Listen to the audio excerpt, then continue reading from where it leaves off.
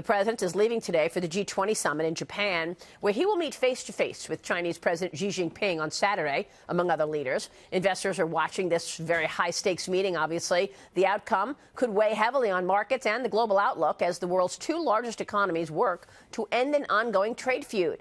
The meeting comes amid signs of slowing Chinese consumer spending and a weakening Chinese economy. Joining me right now in a Fox Business exclusive is Commerce Secretary Wilbur Ross. Mr. Secretary, it's good to see you this morning. Thanks so much for joining me.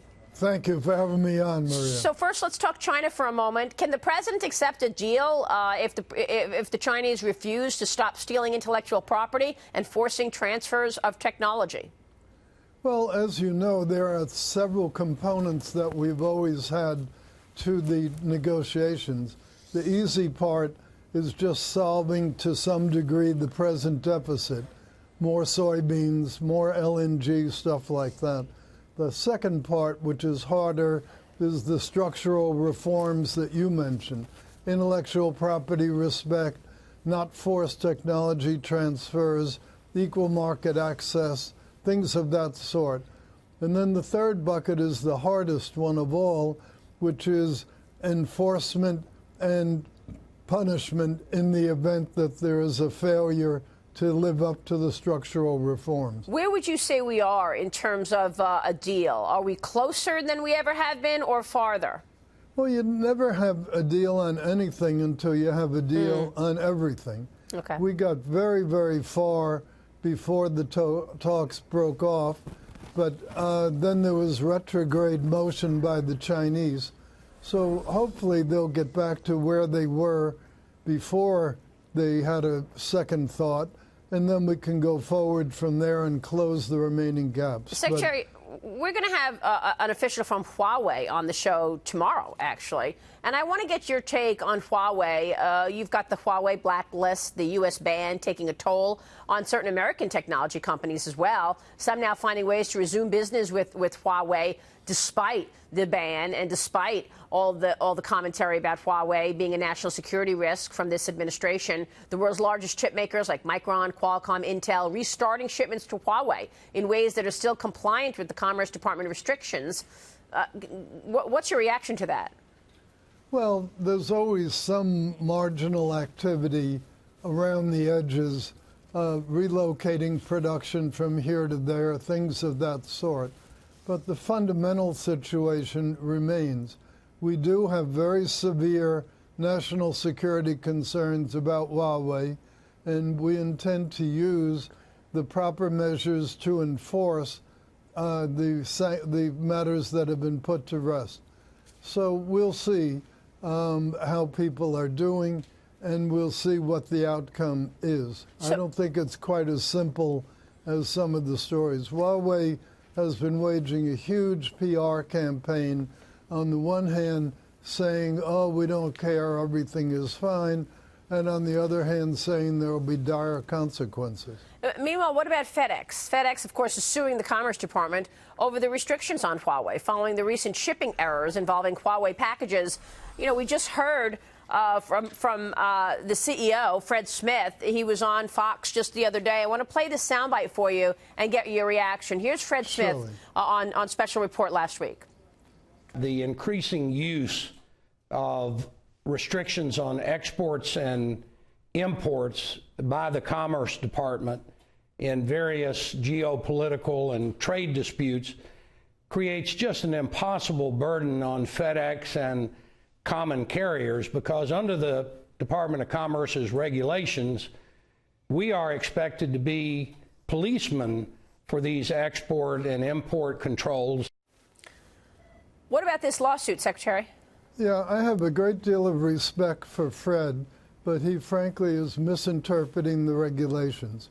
What the regulations simply say is that neither FedEx nor any other common carrier can knowingly carry goods that are in violation of the rules, knowingly. That means they have to know that they're in violation. We're not asking Fred or anyone else to be a policeman. We're just asking them not to conspire with people to avoid the things. So we look forward to dealing with that matter in the litigation.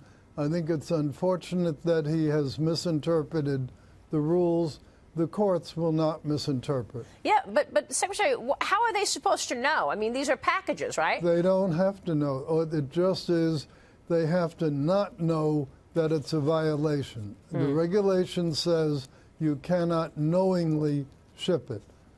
They do have mechanisms for trying to understand, and they use them. Remember, this is not new. There are over 100 entities that are on the list.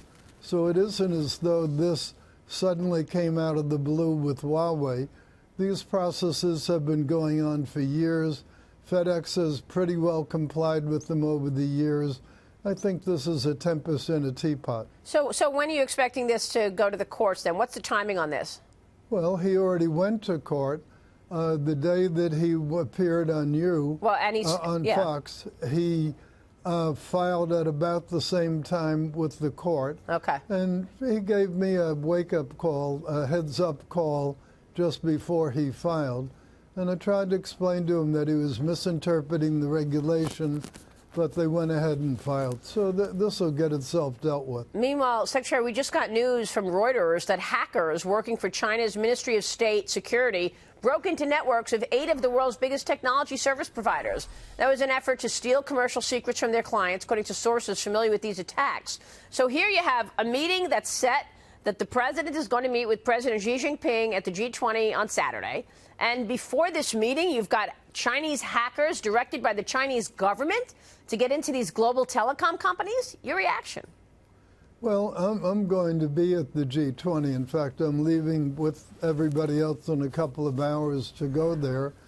It's not surprising timing.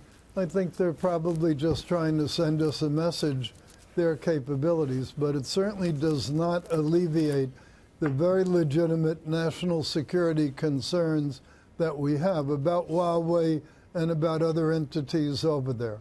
What's the biggest national security risk, Secretary? I understand that there are back doors. For example, just recently we heard from Vodafone. The Vodafone infrastructure includes Huawei infrastructure in Italy. And an executive at Vodafone noticed there was a back door in that infrastructure where all the data going through Vodafone went back to the Chinese government. So can you, in a practical way, explain to our viewers what specifically is the national security risk around Huawei? Well, the national security risk in concept is several things. One is invasion of phone conversations. Second would be disrupting them. Third would be taking other actions that paralyzed whole systems. With the advent of 5G, which is really the big concern, everything is interrelated. Think about what the world would be like if you knocked out GPS, if you knocked out telecommunications altogether. And the Chinese have the ability to do that, given that it's a Huawei Chinese company. Go ahead, Secretary. Yeah, there's the danger of it. And because 5G is so software driven, right, this artificial notion that you can segregate one part from another leaves us very, very skeptical. Secretary, real quick, what would be a victory for the U.S. coming out of the G20 meeting with President Xi Jinping? Well, we're not looking for a victory. What we're looking for is a sensible deal that addresses the legitimate issues that we have. This is not a thing where one company is going to be pinned to the floor and knocked out. That's not the idea. The idea is there are inappropriate activities underway by the Chinese. They must cease. If they do, and if we make some redressing of the trade imbalance, then that's a reasonable deal for both parties. So this is not a try to pin someone to the mat thing. This is to try to address some legitimate problems. And what if they don't agree to any of that? Well, if they don't, they don't. The president has made it very clear that he's happy to go the alternate route if he has to. The alternate route of tariffs is not a bluff. Right. All right, Secretary, it's good to see you this morning. Thanks very much. Safe travels. Thank you very much. Wilbur Ross.